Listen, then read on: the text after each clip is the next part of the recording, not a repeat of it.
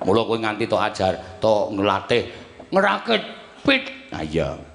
Ayo wis apal carane nggula wentah anak ning wis. Ayo jeneng bocah ki ya didusi golek banyu anget.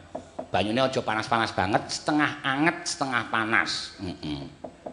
Ngene wis nganu, curke ning nggon ember, terus bocah kuwi dicemplungke nggon ember ning aja nganti dislilipke wong isih bayi. Ayo.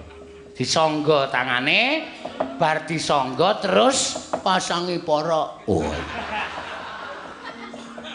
Mergo pit ki pertamae paling inti, kuwi nek porok terus. Wah iya, heeh. Porok kuwi nggo njepit ban. Ha iya. Nek wis pasangi porok, bane dijepit. Nek wis dipasangi ban dijepit nganggo porok, terus diwenehi sabun. Sabun ki aja sembarang sabun, Tru. Heeh. Sabun kuwi sing sabun dienggo bocah-bocah. Iya. Mergo sabun dewasa karo sabun bocah cilik ki beda. Heeh, bener. Kudu iso ngerteni. Ah iya.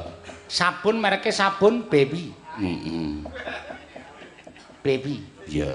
Aja sabun genjik, sabun baby. Iya. Iya iya.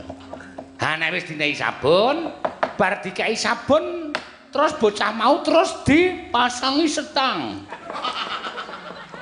Mergo porok iki hubungane karo setang, iso nggo menggok ngalor, menggok ngidul. Lah iya, ngetan utawa ngulon.